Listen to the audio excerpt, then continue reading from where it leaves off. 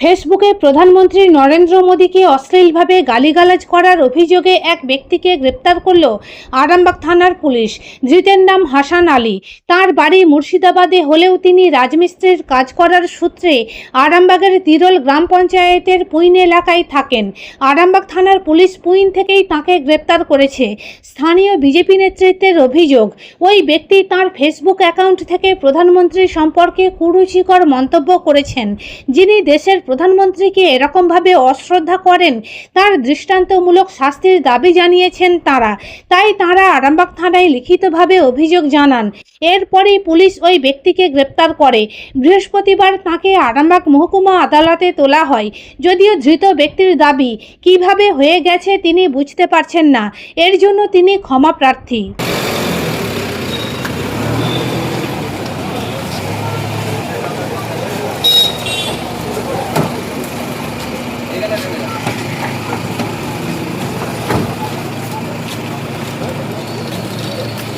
বলছি, আপনি প্রধানমন্ত্রীর বিরুদ্ধে এইসব মন্তব্য লিখেছিলেন কেন?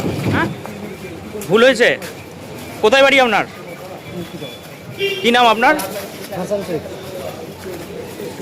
কথাটা বলেছি প্রধানমন্ত্রীকে, আমার ভুল হয়েছে, আমাকে আপনি ক্ষমা করে দিবেন। দেখুন, আজকে থানায় আসার একটাই কারণ, আমাদের দেশের যশস্বী প্রধানমন্ত্রী মোদিজি ফেসবুক লাইভ চলাকালীন ওই লাইভের মধ্যে একজন কুরুচিকর মন্তব্য করেছে, যেটা আমরা মেনে নিতে পারিনি ভারতীয় জনতা পার্টির পক্ষ থেকে। যার জন্য আমরা এসেছি আজকে থানায়।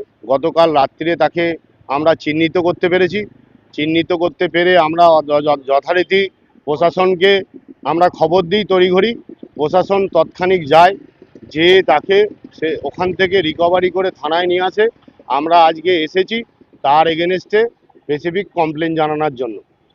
তা আমরা যেটুকুন জানতে পেরেছি যে ওনারা একজন 15-16 জনের একজন টিম আছে মুর্শিদাবাদ থেকে আগত, এই তিরোল গ্রামে পুইন গ্রামে, তিরোল অঞ্চল পুইন গ্রামে তারা রাজমিস্ত্রির কাজের জন্য এখানে এসেছে।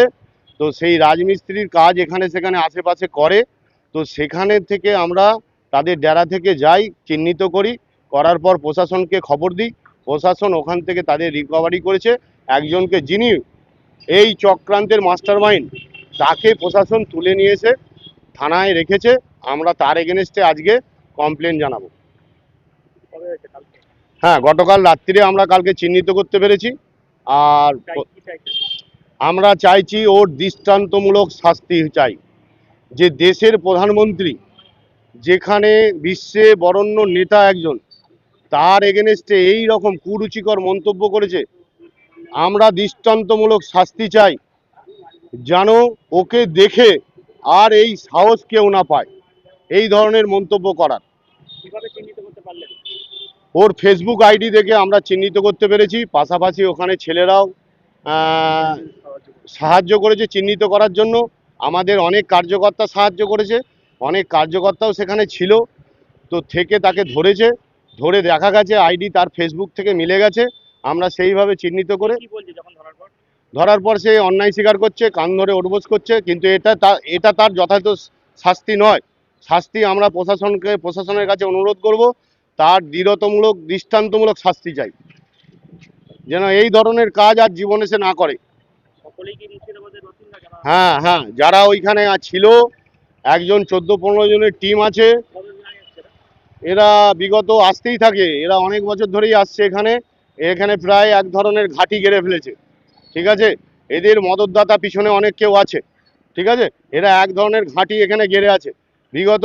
দেখবেন আপনি, শুধু পুইন গ্রাম বলে নয়, আমার তিরোল অঞ্চলে শিয়ালিতেও একটা ঘাঁটি আছে এদের। মানে এরা সেখানেও 18-20 জন বসবাস করে দীর্ঘদিন, আমরা দেখে এসেছি। তার পাকাপুক্ত ঠেক করে ফেলেছে। পাকাপুক্ত আপনার পিডাব্লিউডি জায়গার ওপরে মানে বাড়ি বানিয়ে ফেলেছে। আমার নাম দেবীপ্রসাদ দে, আমি ভারতীয় জনতা পার্টির তিরোল অঞ্চলের অঞ্চল কনভেনার। অত্যাধুনিক সুসজ্জিত লজ সানা লজ আরামবাগের চন্দ্রবান হাই স্কুল ও পুরসুরার দিগুড়িঘাটের মধ্যবর্তী লঘু চকের মনোরম প্রাকৃতিক পরিবেশে গড়ে উঠেছে এই অনন্য ঠিকানা। বিবাহ, অন্নপ্রাশন, এনগেজমেন্ট বা যে কোনো সামাজিক অনুষ্ঠানের জন্য সর্বাধুনিক ব্যবস্থায় প্রস্তুত সানা লজ। রয়েছে পর্যাপ্ত গাড়ি পার্কিং সহ আধুনিক সব পরিষেবা। সবই আপনার সাধ্যের মধ্যে। আজই বুকিং করুন আপনার স্বপ্নের অনুষ্ঠানের জন্য আপনারই পছন্দের ঠিকানায়।